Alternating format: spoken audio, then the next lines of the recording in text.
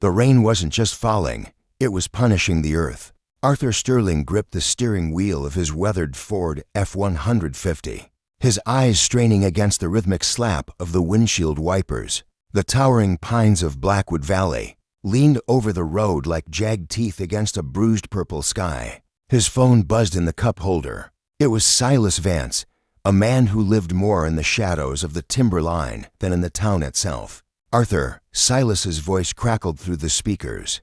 Heavy with an emotion Arthur had never heard from him before. "Fear, you need to get to the old quarry road. Now, don't call the police. Just get here." Arthur didn't ask why. In these mountains, a call like that meant life or death. He swung the truck onto a gravel path, the tires spitting mud. 5 miles in, the headlights caught a silhouette. Silas was standing there, his raincoat shimmering like oil under the beams. He pointed toward a massive ancient cedar tree. Arthur's heart stopped. There, curled in the roots and half buried in dead leaves, was Elena, his only daughter. Her face, usually bright and full of life, was a map of tragedy. A deep gash ran across her temple, and her coat was shredded. "Elena." Arthur lunged out of the truck, falling to his knees beside her. His hands, though trembling, moved with the precision of his old military medic training. He checked her pulse, steady, weak, but there. She coughed, a wet, rattling sound, and her eyes fluttered open. For a second, she didn't recognize him. Then, she gripped his jacket with a strength born of pure terror.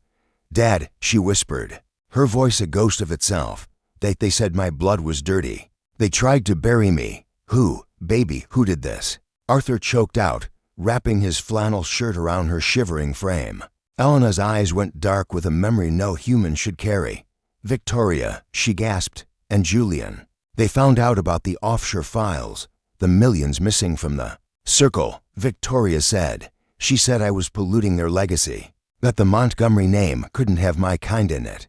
Arthur felt a coldness settle in his chest that had nothing to do with the Oregon rain.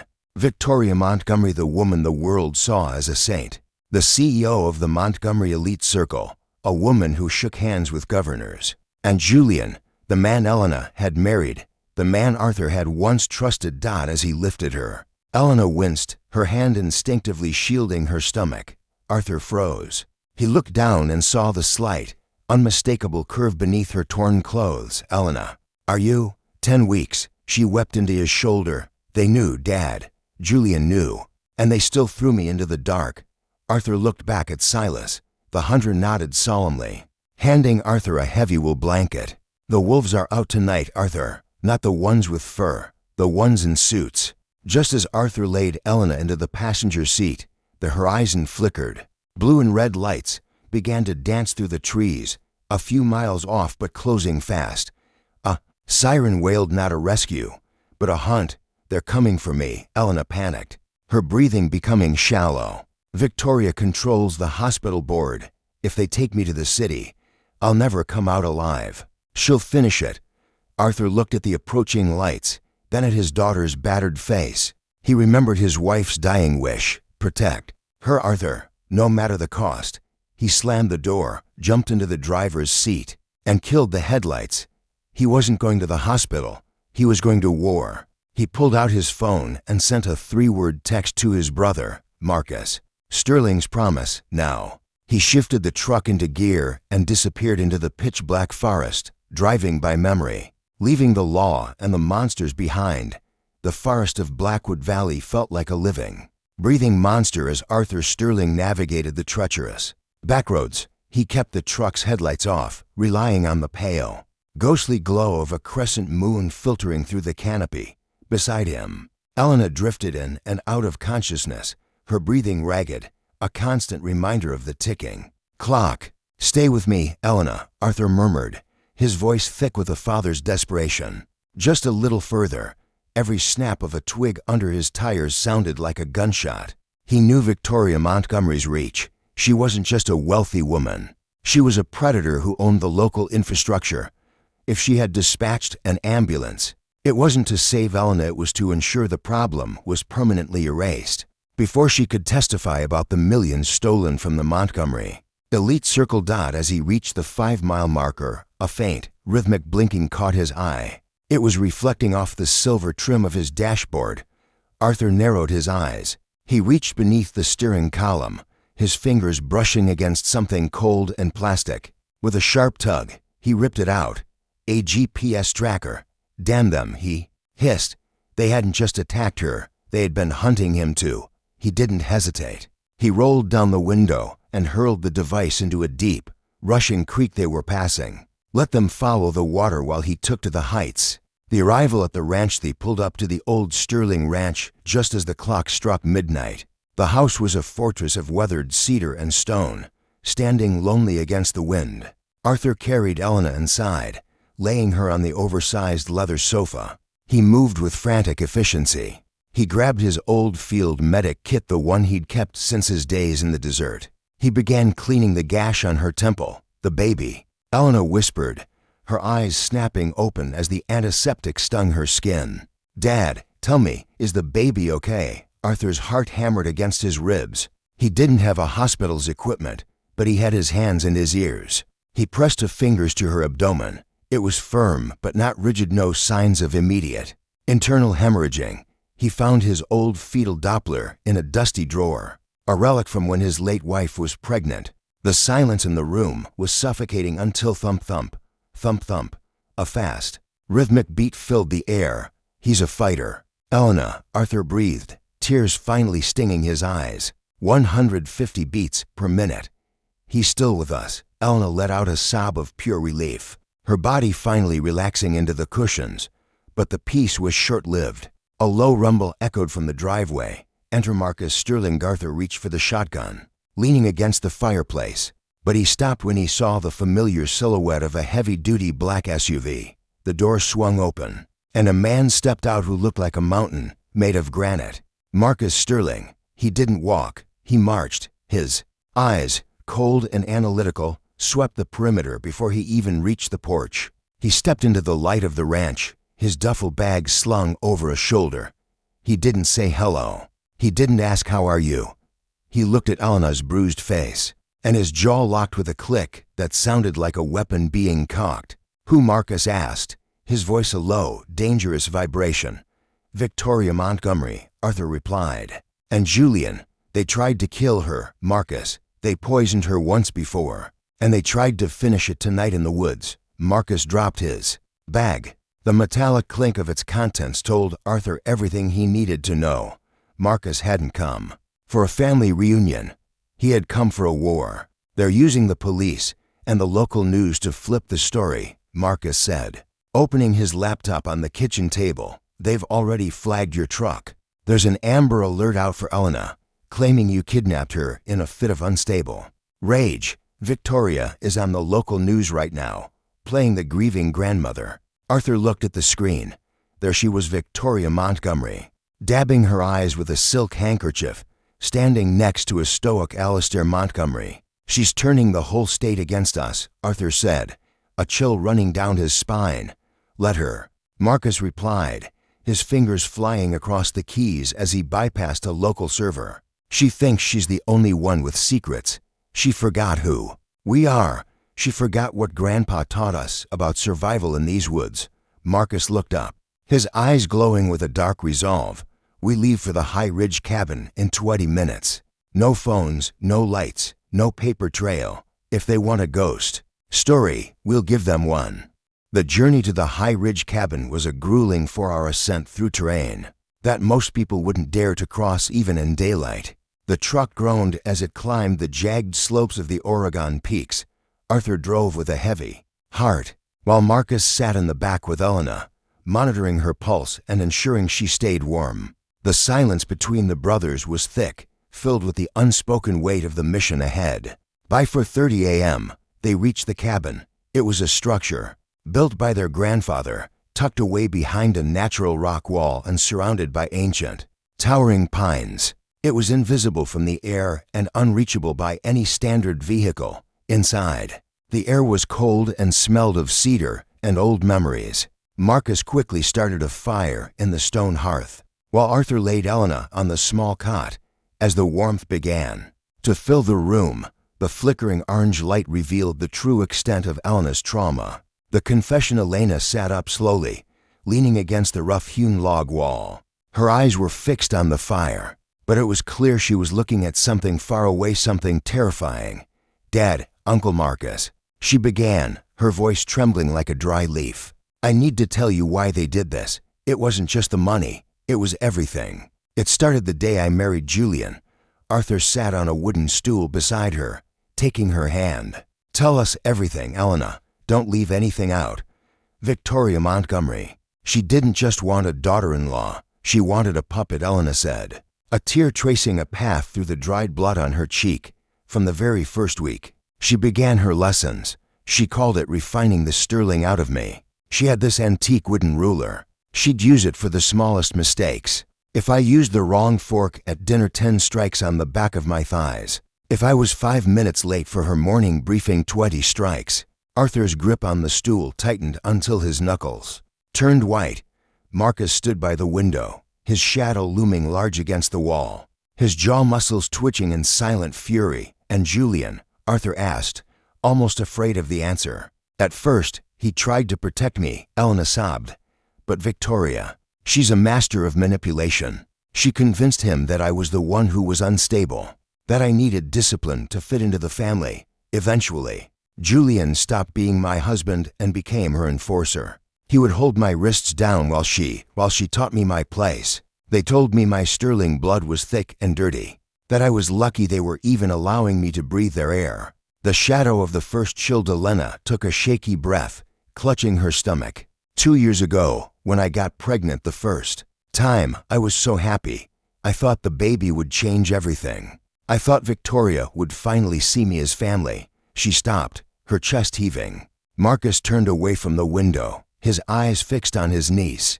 "Julian started bringing me a glass of warm milk every single night," Elena continued, her voice dropping to a whisper. "He told me it was a special blend of vitamins and organic honey from the Montgomery estate. It tasted slightly bitter, but he promised it was for the baby's health. I trusted him. I drank it for 3 weeks. Then came the morning of the 12th week. I woke up in agony. There was so much blood, Dad.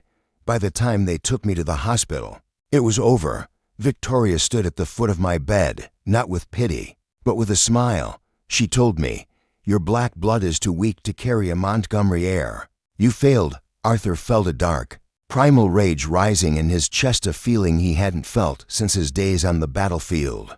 "They poisoned you," he growled. "I didn't know it then," Elena said, reaching into the hidden pocket of her torn jacket. She pulled out a crumpled, yellowed piece of paper. "Last month, I found this in Julian's private safe. It's a pharmacy receipt from a shady clinic in the city. Mifepristone and misoprostol, both filled in Julian's name, exactly 1 week before I lost the baby. They didn't just let me lose it. They murdered my child because of my heritage." The evidence of the millions. The room went silent. Save for the crackling of the logs, the gravity of the evil they were facing was now fully exposed. "But that's not all," Elena added, her voice gaining a sudden, sharp edge. "I found the digital ledgers. Victoria has been using the Montgomery elite circle as a front. She's siphoned over $12 million into offshore accounts. She's been bribing judges, police chiefs, and even the local senator. When I confronted Julian about the receipt, I told him I had the files. I told him I was going to the feds. That's when they decided to erase me," she concluded. "They didn't just want me dead. They wanted me gone so they could keep their clean legacy and their stolen millions." Marcus walked over to the table and opened his encrypted laptop. "They made a mistake, Elena. They left you alive, and they left Arthur and me with a reason to hunt." He looked at Arthur. "We don't just protect her now, Artie. We burn their world down. I've already started tracking the offshore transfers. If Victoria wants to play God, we're going to show her what hell looks like." The air in the high ridge cabin was thick with the scent of pine needle tea and the metallic tang of gun oil. Outside, a storm was brewing, the wind howling through the jagged peaks like a wounded predator. Inside, the mission had shifted from a desperate rescue to a calculated, military-grade offensive. Marcus Sterling sat at the small wooden table, the blue light from his encrypted laptop casting long, ghostly shadows across his rugged face. He wasn't just a retired soldier anymore. He was a ghost, the name his unit had given him for his ability to disappear and dismantle empires from the inside. We can't just walk into Blackwood Valley and start shooting. Arthur, Marcus said, his voice cold and flat. Victoria Montgomery has the local police in her pocket. If we move too early, they'll frame us as domestic terrorists before we even reach the city limits. We need a ghost team, people who don't exist on paper. The silent Ellie's Marcus reached into his bag and pulled out a satellite phone. He dialed a sequence of numbers that looked like gibberish. On the third ring, a voice answered low, gravelly and tired. Silas Vance is already on the ground, Marcus whispered to Arthur. But we need more. We need Dr. Elias Thorne. He's the only one who can verify the poisoning without the Montgomerys finding out. Dr. Elias Thorne was a man who had seen the worst of humanity in war zones across the globe. He had retired to a quiet life in the valley, but he owed Marcus his life. 2 hours later, a muffled engine sound echoed through the woods. A beat-up Jeep, covered in mud and pine branches, pulled into the clearing. Dr. Thorne stepped out, carrying a heavy medical case. He didn't ask for explanations. He walked straight to Elena, who was resting on the cot. I heard what happened, Elena, Thorne said softly, his hands moving with clinical precision. Let's see what they've done to you for the next hour. The cabin was silent except for the clicking of a camera. Thorne was documenting every bruise, every scar, and the faint, white lines on Elena's arms where Victoria's ruler had struck. He took blood samples and hair follicles. This isn't just abuse, Thorne muttered, looking at the samples under a portable microscope. There are traces of chemical suppressants in her system. It's consistent with long-term, low-dose poisoning. They were keeping her weak, making her look unstable to the outside world while they stole her life. The digital war while Thorne worked on the medical evidence, Marcus was deep into the digital abyss. He had successfully bypassed the firewalls of the Montgomery elite circle. Look at this, Arthur, Marcus said, pointing at the screen. Victoria wasn't just stealing. She was selling out the valley. These offshore accounts in the Cayman Islands, they aren't just hers. She's been laundering money for a private developer who wants to turn Blackwood Valley into a high-end resort for billionaires. Elena was the only one on the board who was blocking the environmental permits. Arthur looked at the figures, $12.40 million. So, she killed my grandchild and tried to kill my daughter for a real estate deal? And for her legacy, Marcus added. But there's a weak link in their chain. Alistair Montgomery, Victoria's husband. Alistair, Arthur questioned. He's just as bad as her. Maybe, Marcus countered. But Alistair is a man of old honor. He's a shark, but he values the Montgomery name above all else. If he finds out Victoria has been cheating on him both financially and personally, he'll cut her throat to save the family reputation. Look at these hotel receipts from the city. Victoria has been spending a lot of time with Paul Nichols, the CFO of the Circle. The plan of Arthur stood up, his eyes reflecting the firelight. What's the move? We split them, Marcus said. We send a gift to Alistair. Everything. Thorne is documenting the photos, the medical reports, the pharmacy receipt from Julian, and the evidence of Victoria's affair and her secret accounts. We force Alistair to choose, go down with his wife, or help us destroy her. And Julian? Elena asked from the cot, her voice stronger than before. Julian is a coward, Marcus said, his voice dripping with contempt. A coward who kills for money. We won't just arrest him. We'll make sure he loses everything: his name, his wealth, and his freedom. But first, we need to lure them out of their fortress. Marcus turned to Arthur. Tomorrow is the Unity Gala at the Montgomery Manor. Victoria will be there, playing the grieving grandmother, asking for prayers for her missing daughter-in-law. It's the perfect stage for a tragedy. Arthur checked his grandfather's hunting knife, the blade gleaming. We aren't going there for prayers, Marcus. No, Marcus replied, chambering a round into his rifle. We're going there for an exorcism. The Montgomery Manor sat atop the highest hill in Blackwood Valley like a crown of cold marble and glass. Tonight, it was ablaze with light. Hundreds of luxury cars lined the winding driveway, and the sound of a string quartet drifted through. The crisp night air, it was the Unity Gala, a night of supposed charity and high society. But for Arthur and Marcus, it was the Lion's Den. Down in the valley, in a darkened van, Marcus was finalizing the digital breach. He was dressed in a sharp, black tuxedo, a stark contrast to his usual tactical gear.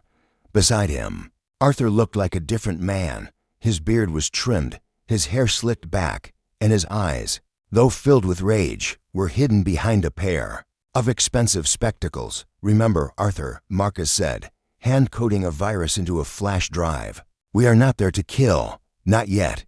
We are there to dismantle. I'll handle the security feed and the servers. You have 10 minutes to get to Alistair. Montgomery, give him the gift. If Victoria's security spots you, the ghost protocol begins." Arthur nodded, his hand instinctively touching the small, concealed folder inside his jacket. "For Elena. For the baby we lost." The entranced Arthur stepped out of the van and approached the gates, using a forged invitation Marcus had created. He bypassed the first layer of security. He walked through the grand entrance, where champagne flowed like water, and the air was thick with the smell of expensive perfume and hypocrisy. In the center of the ballroom, Victoria Montgomery was the star. She was draped in emerald silk, her face a mask of practiced sorrow as she spoke to a group of reporters. "It's a tragedy." Victoria sighed, her voice loud enough for the room to hear. "Our dear Elena. Her mental health has always been so fragile. We only hope she returns home so we can give her the professional help she so desperately needs." "Julian is devastated." A few feet away stood Julian. He looked pale, his eyes darting around the room. He wasn't a grieving husband. He was a man, waiting for a ghost to haunt him. The encounter with Alistair Arthur moved through the crowd like a shadow. He spotted Alistair Montgomery standing in the private library wing, away from the noise. Alistair was a tall, imposing man with silver hair and a face that looked like it was carved from granite. He was sipping a 30-year-old scotch, looking out the window at the dark forest. Arthur stepped into the library, closing the heavy oak doors behind him. "The library is closed for the evening, sir," Alistair said without turning around. His voice was deep and commanding.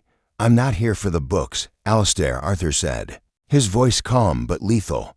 Alistair turned, his eyes narrowing as he recognized the man standing before him. "Arthur Sterling, you've got a lot of nerve coming here. The police are looking for you. They say you've kidnapped my daughter-in-law. They say what Victoria tells them to say." Arthur replied, walking closer. He placed the folder on the mahogany desk. "But you're a man who values facts over fairy tales. Inside that folder is the truth about your wife, your son, and the legacy you're so proud of." Alistair looked at the folder with disdain. "Victoria is the pillar of this community." "Victoria is a thief and a murderer," Arthur countered. "Open it. Look at the bank statements from the Cayman accounts she's been hiding from you. Look at the hotel logs from the city where she meets Paul Nichols every Tuesday. And most importantly, look at the medical report of the baby she forced Elena to lose 2 years ago." Alistair's hand trembled slightly as he reached for the folder. He opened it. As he flipped through the pages, the photos of Elena's bruises, the pharmacy receipts, the offshore wire transfers, the color drained from his face. The silence in the room became heavy, suffocating. She did this," Alistair whispered, his eyes lingering on the photo of the medication used for the forced miscarriage. "She didn't just do it, Alistair. She enjoyed it. She told Elena that Sterling blood was too dirty for your family. She's been destroying your name while you were busy protecting it." The digital collapsed suddenly. The music in the ballroom outside stopped. A low hum filled the house. "That's Marcus," Arthur said. In the ballroom, the giant LED screens that were supposed to show highlights of the Montgomery charity work suddenly flickered. Instead of photos of orphans and parks, they showed the internal ledgers of the Montgomery Elite Circle. The word fraud flashed in bright red letters. Then, the audio system crackled to life. Marcus had patched in the hidden recording Elena had made on her phone weeks ago. A recording of Victoria screaming at her, the sound of the wooden ruler hitting skin, and Victoria's voice clearly saying, "I will bury you in these woods, and Julian will help me dig the hole." The room went dead silent. Hundreds of guests stared at the screens. Victoria froze, her glass of champagne shattering on the marble floor. Julian looked like he was about to faint. The confrontation Alistair Montgomery walked out of the library, the folders still in his hand. He stepped onto the grand balcony overlooking the ballroom. He looked down at his wife, his face a mask of pure, cold hatred. Victoria, Alistair's voice boomed through the silent hall, amplified by the microphones Marcus had hacked. The ghost has arrived. Security guards rushed toward the balcony, but Marcus had already locked the electronic doors. They were trapped. Arthur stepped out onto the balcony beside Alistair. He looked down at Julian, who was trying to slip away through the back exit. "Going somewhere, Julian," Arthur shouted. At that moment, the front doors of the manor burst open. It wasn't the local police Victoria had bribed. It was the state tactical unit, led by Silas Vance, carrying federal warrants for money laundering and conspiracy to commit murder. Victoria looked around, her empire crumbling in seconds. She looked at Arthur, her eyes burning with malice. You're nothing. You're just a common woodsman. I'm a father, Victoria," Arthur said, his voice echoing, and a Sterling never forgets his debt. The grand ballroom of Montgomery Manor, once a symbol of untouchable power, had turned into a chaotic theater of justice. The federal agents, led by Silas Vance, moved through the panicked crowd with the precision of a scalpel. The high society guests, who moments ago were praising Victoria, now recoiled from her as if she were a plague. Victoria Montgomery stood frozen in the center of the room. The emerald silk of her dress seemed to mock her, its green hue reflecting the envy and greed that had rotted her soul. She looked up at the balcony, seeing her husband Alistair standing beside Arthur Sterling. "Alistair," she shrieked, her voice cracking, "tell these men to leave. This is a misunderstanding. It's a setup by that common woodsman." Alistair Montgomery didn't move. He looked down at the woman he had shared his life with for 30 years, and for the first time, he saw her for exactly what she was, the only misunderstanding. "Victoria, was me thinking you had a soul. I saw the records. I saw the photos of Elena. I saw the receipts for the drugs you used to kill my grandchild." Alistair turned to the lead agent. "She's all yours. And my son. Find him." The hunt for Julian and Julian Montgomery had already slipped through the side doors, heading for the underground garage. He was frantic, his breath coming in shallow gasps. He scrambled into his silver Porsche, his hands shaking so violently he could barely insert the key. He just needed to get to the private airstrip. He had enough cash hidden in a safety deposit box to start over in South America. But as the engine roared to life, the garage door didn't open. Instead, the lights flickered and died. A low, heavy thud echoed through the concrete space. Julian looked in the rearview mirror. A figure emerged from the darkness. It was Marcus Sterling. He wasn't carrying a rifle. He was just walking slowly, his combat boots echoing like a funeral drum. "Where are you going?" "Julian," Marcus's voice was a low, terrifying rumble. "The party just started." Julian jumped out of the car, swinging a heavy metal tire iron. "Get out of my way. You're just a grunt. You're nothing." Marcus didn't even flinch. As Julian swung, Marcus moved with the speed of a coiled viper. He caught Julian's wrist midair, the sound of bones snapping under Marcus's grip filling the garage. Julian screamed, dropping to his knees. "This is for the baby you poisoned," Marcus hissed, his eyes cold and dark. He didn't hit him again. He didn't need to. He simply leaned in close. "You're not going to South America. You're going to a cell where the walls will remind you of Elena's face every single day. For the rest of your miserable life."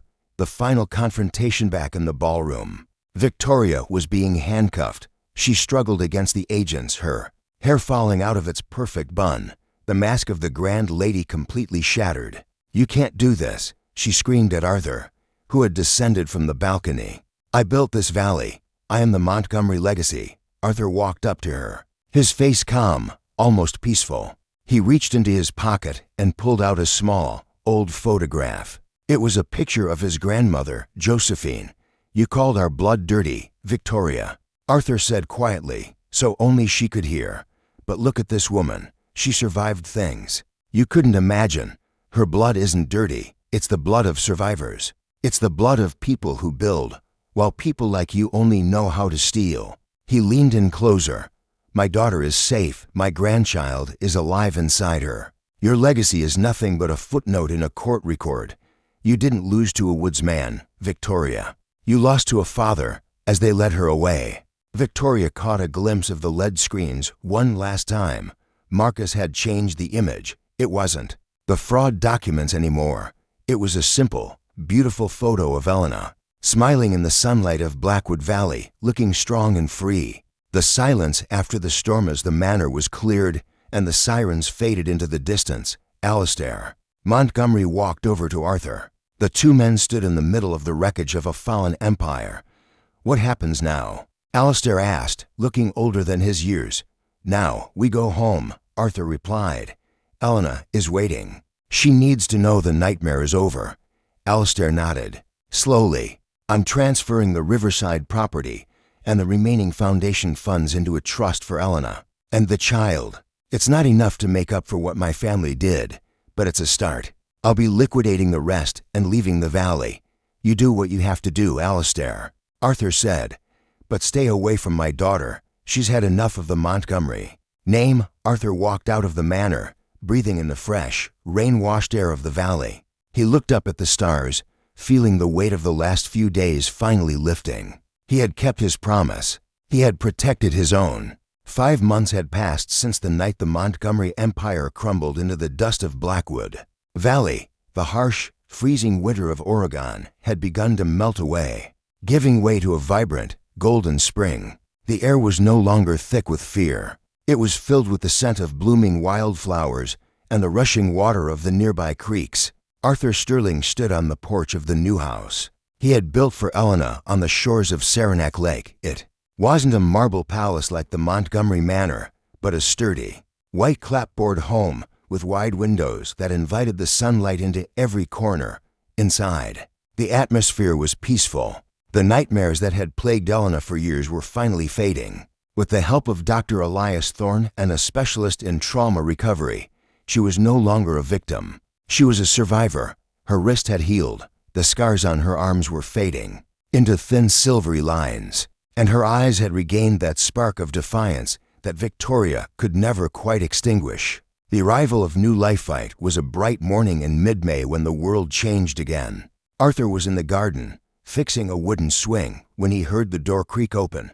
"Dad," Elena said, her voice calm but urgent. She was gripping the railing, a soft smile playing on her lips. It's time. She's ready. The plan they had made months ago went into motion with military precision. They had decided on a home birth away from the prying eyes of the city, away from any hospital boards Victoria might have once controlled.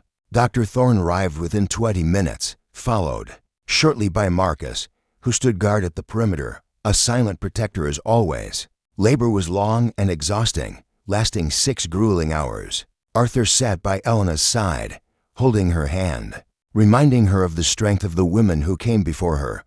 "You are a Sterling, Elena," he whispered. "You are unbreakable." At 7:43 p.m., a sharp, healthy cry pierced the silence of the lakeside house. Dr. Thorne smiled, his weathered face softening as he wrapped a small, wiggling bundle in a warm blanket. "It's a girl, Elena, and she's got a voice like a lioness." He placed the baby on Elena's chest. The transformation was instant. All the pain of the past 8 years, the betrayal of Julian, and the cruelty of Victoria seemed to evaporate in that single moment of contact. "Hi, Maya," Elena whispered, her tears falling onto the baby's soft head. "Maya Serafina Sterling, you are safe, you are free." The grandfather's promise set in minutes later. Arthur held his granddaughter for the first time. She was tiny, weighing barely 7 pounds, with a head full of dark hair and eyes that were wide and curious Adelaide's eyes. Arthur felt a lump in his throat he couldn't swallow. He hadn't cried when he was in the military, nor when he was fighting the Montgomerys, but holding Maya, he finally let the tears fall. "They said your blood was dirty, little one," Arthur whispered, his voice breaking. "But look at you. You are the purest thing I have ever seen. You are the victory they couldn't stop." Marcus walked into the room, his rugged face etched with rare emotion. He didn't say anything. He just placed a large, calloused hand on the baby's tiny foot. The ghost of Blackwood Valley had found something worth staying for. An unexpected visitor next morning.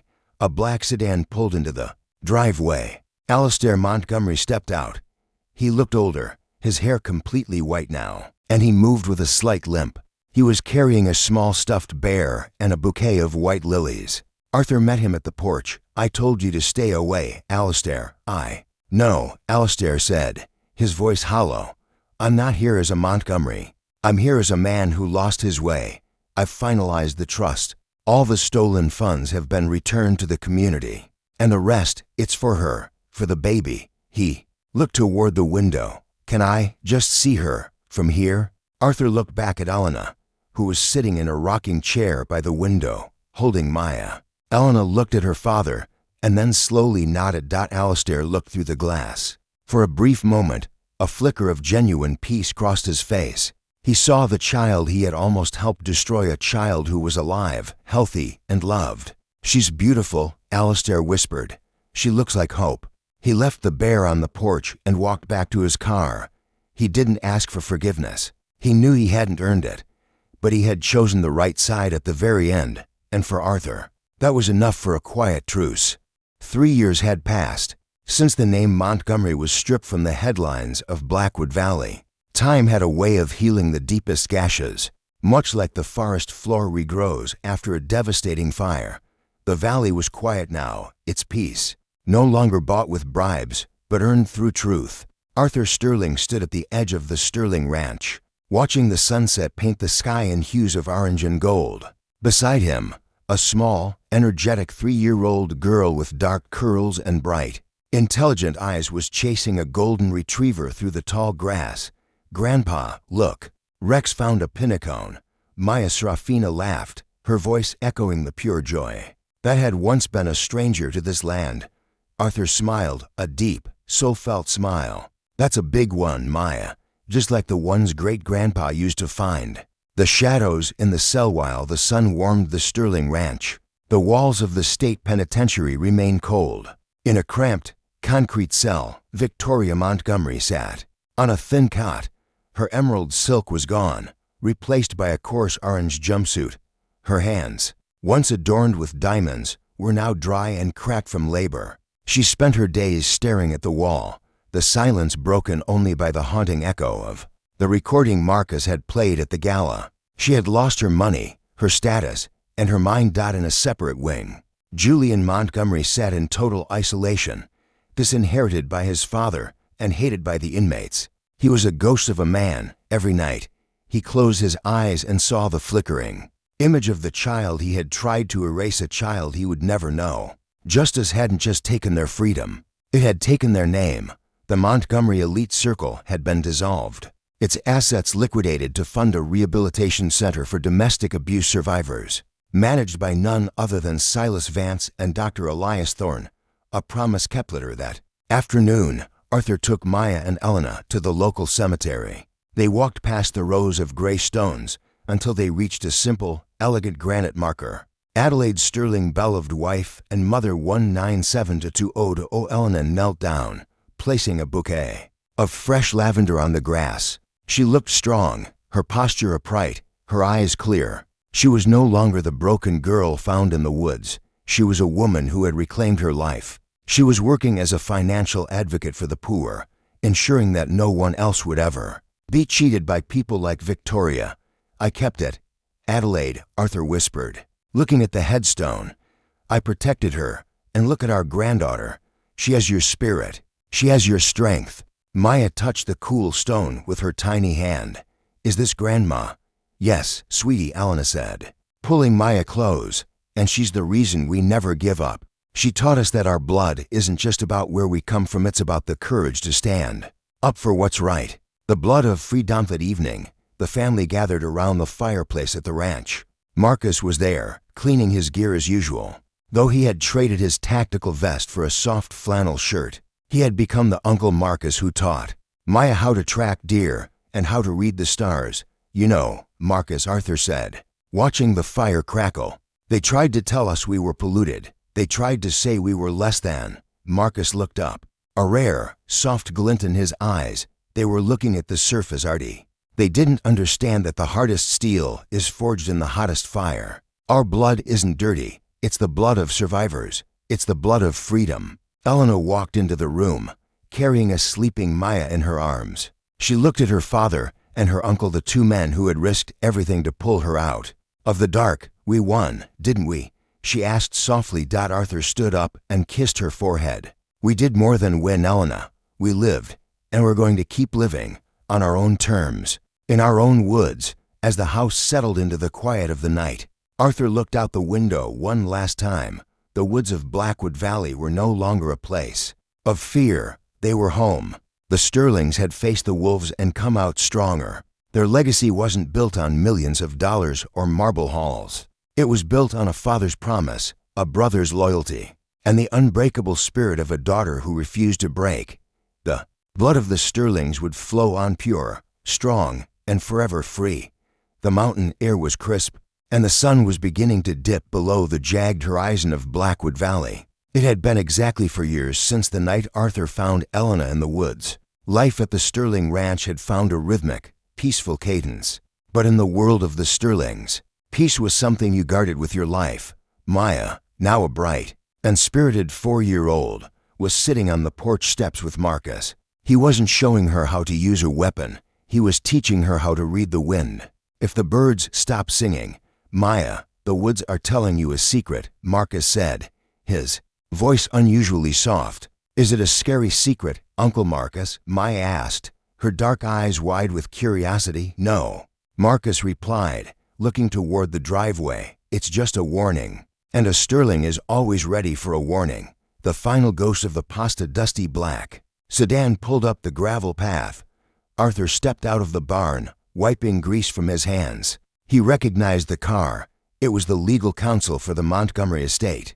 A young lawyer stepped out, looking nervous as he looked at the two imposing Sterling brothers. Mr. Sterling, the lawyer stammered, I have news from the state medical facility. It's regarding Julian. Montgomery. Arthur's face turned to stone. What about him? He's gone, the lawyer said. Arthur's hand instinctively went to the knife at his belt, but the lawyer quickly continued. No, not escaped. He passed away last night. A heart condition. Complicated by, well, a total loss of the will to live. He left a letter for Elena. Arthur took the envelope. He didn't open it. He walked inside and handed it to Elena, who was in the kitchen preparing dinner. She stared at the handwriting, the elegant, shaky script of the man who had once promised to love her and then tried to destroy her. She opened it, read it in silence, and then walked to the fireplace. Without a word, she dropped the letter into the flames. What did it say? Arthur asked. He asked for a forgiveness that doesn't exist. Elena said, her voice firm and devoid of pain. He's a ghost now, Dad. Just like Victoria. They can't hurt us anymore. The new generation. That night, after Maya was tucked into bed, Arthur and Marcus sat on the porch. The lawyer had also brought a final gift from Alistair, who had passed away peacefully a few months prior. It was the deed to the entire Blackwood timber line. Alistair had left it all to Maya, ensuring that the very land Victoria tried to sell out would now be protected forever by a child of Sterling blood. The valley belongs to her now, Marcus said, lighting a cigar. The whole mountain. She won't just own it, Marcus, Arthur replied. She'll protect it. We've taught her well. Arthur looked out at the vast, dark forest. He thought about the journey from a blood-stained daughter in the mud to a queen of the mountains. He realized that the dirty blood Victoria had hated so much was actually the strongest thing in the world. It was blood that had been filtered through fire, betrayal, and war, emerging pure and unbreakable. He picked up his old harmonica and played a few notes of a song his grandfather used to play. The music drifted through the pines, a song of victory, a song of home. The Sterling shield was complete. They weren't just survivors anymore. They were the guardians of the valley. As the moon rose high over the peaks, Arthur whispered to the wind, we're still here, Sharon, and we're never leaving. If you like history, please like this video, subscribe to the channel, and share your impressions of this story in the comments. To listen to the next story, click on the box on the left. Thank you for watching.